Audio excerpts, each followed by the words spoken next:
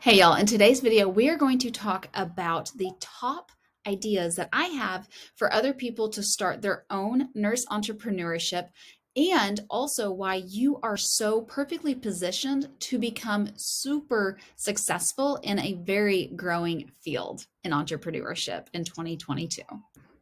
The first thing I actually want to talk about is why nurses and practitioners are in such a great position to start an online entrepreneurship because of their background. Okay, for one, nurses are actually very highly respected, and we know that it takes quite a bit of work and effort and dedication and also brains to get through nursing school alone. So that means that you are actually leveraged as somebody who can be trusted in that regard. Also, nurses are known for being evidence-based. So whenever you put out information, people are going to trust that. It doesn't necessarily have to be about being a nurse or in medicine, being a nurse practitioner. It can be about anything, but because you have that background and that title, people know that you can be a much more trustworthy source than somebody who maybe just kind of fell across this and they Googled a whole bunch of things and now they're a guru in it. So that's why nurses and practitioners are actually really greatly positioned for starting their own online course creation. And I talk a lot about course creation because it can be evergreen and passive, meaning that you can build it once and then you can sell it multiple times through passive income, meaning that people find you on certain websites or in certain areas, and you can position it in a way that your courses will sell even while you sleep in the middle of the night. But how do you get started on that? Or what are some really great ideas being a nurse or practitioner and how you can start your own course creation? There are tons. I could never put it all into one video. We would be here for hours and hours and hours because the truth is anything that you've had in your life that was an experience that you had to learn from it, that you had to grow from that, you can leverage that into a business. So I have women who are helping with hormone therapy. Maybe they went through that in their life and they treated it naturally. They went through the medical treatment and it didn't work out well for them. So they decided to do things more natural with food and holistic.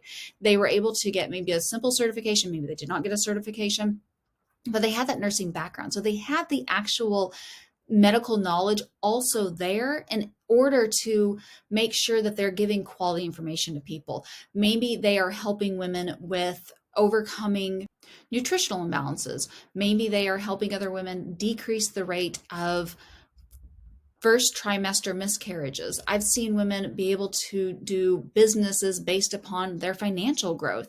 They have found a way to leverage their income and or leverage time to where they can get out of debt a lot easier, and they share that in their courses. There are so many different things that we can do, even such as relationships. So a key for you is health, wealth, and relationships. If you have something that ties into that, you can build a business with it. In relationships, it's really great to do that as well because there's finite times in our lives where if we don't take action and make sure that this is a part of our life that is growing in a really good way, it can be something that we don't ever get that time back. Let me give you an example. So if you are dealing with somebody in end of life care, or if you're dealing with your teenager or your toddler, something along those lines where it's a time that you're never going to get that time back with them. And maybe that relationship is failing in some way, and you don't want to look back on that with any kind of regret. You would reach out to somebody like life coach who has experience in that to be able to get through those times in a way that is congruent with your life and what you want and your outcomes. So if you've ever been in that position where maybe you had a really strained relationship with your toddler, or you had a strained relationship with a parent or a teenager, and you were able to overcome that through certain strategies, you can share those strategies with other people and leverage that time.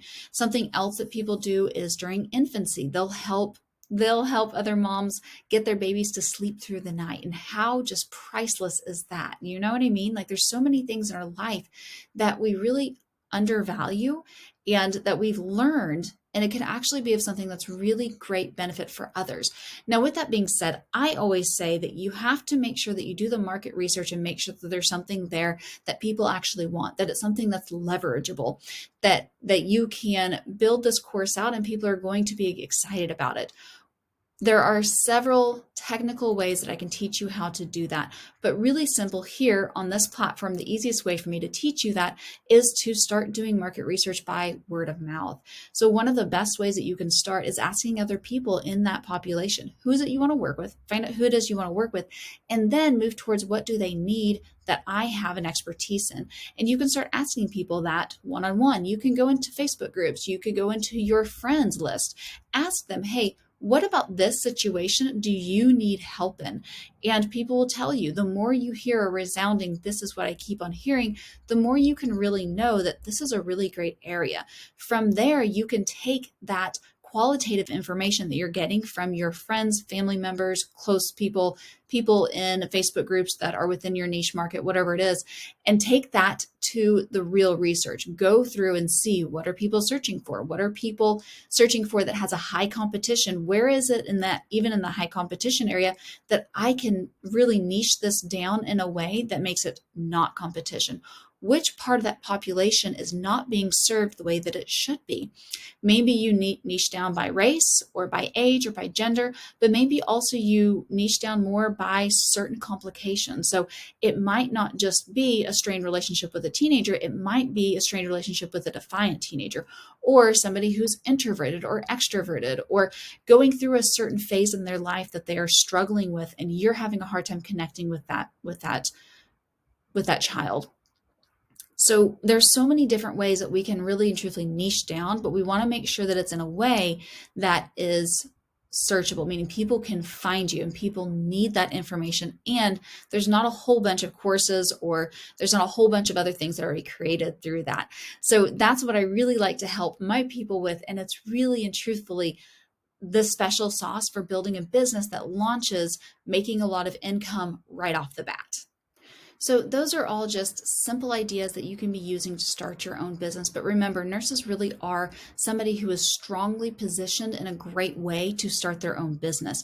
One reason that I haven't mentioned yet why nurses are so great for this is that they are used to calling the shots. In many scenarios, nurses have to call really hard, difficult decisions. And that's something that the normal population doesn't usually have to do, but nurses tend to. Nurse practitioners also do. That's something that's very important in running a business. You have to be decisive in that if you don't just decide to go with something and see it through, you won't ever go anywhere. I had a really great mentor that once told me, you're going to go along the path that is not straight. So if you're trying to get from point A to point B, you're not most likely going to go straight across. Very few people can nail that in the first time whenever they're learning something new. What's likely going to happen is you're going to go kind of towards that, but not exactly. And then you're going to correct and you're going to go down a little bit different. And then you might kind of zigzag your way, and it won't be a perfect shot. You're going to make errors. You're going to have to course correct. But once you get there, you'll be able to refine that process. And the next time you need to do it, it'll be a straighter course. But the most important thing is that if you just stay right there in that spot, you won't ever get anything done. Nurses are good at calling the shots and saying, hey, I'm going to make this happen, or this needs to happen. And that can be really beneficial for you as an entrepreneur and why you are so great positioned for it. And then also another part of that is that nurses are really great at being comfortable in the unknown. They walk into situations every single day not knowing who they're going to be taking care of, what kind of disease they have, what they're going to do, what's going to come up, who's going to code, who's not going to code. There's so many things in our profession that are completely unknown. And that's even completely barring the last couple of years. And I'm considering how unknown and how much we have been stretched out of that comfort zone and how comfortable we've honestly gotten at being outside of our comfort zones. So that's a really great thing, because I've spoken before about in other videos about how how entrepreneurship can be really something where you have to be comfortable with being a little bit uncomfortable. You have to get outside of that zone of comfort and be able to execute things. Nurses are really good at already doing that. They're used to having that part in their life. So it makes it easier whenever you branch out and you start doing something that you're not sure of or you've never done before. You are better positioned for that. And that's why I truthfully believe that nurses and practitioners actually scale their businesses faster is a lot of that is the mindset. And nurses and practitioners have that key part of their mindset. They're also really good at not giving up and knowing that, hey, if this doesn't work this way, I'm going to figure out a different way to make it happen, but just to not ever give up and to keep on figuring out how to do it. Many people had to do that, even starting with going through school. They had to figure out that, hey, this is really hard balancing life. Many people go through nursing school having a business at this or having a family at the same time. And they're figuring out, okay, this didn't work. So how am I going to figure out more time to study? How am I going to be able to figure this out? And they're used to getting comfortable being in an uncomfortable situation and really executing and doing really great. So those are my reasons for why I believe nurses are great at being positioned for being awesome entrepreneurs.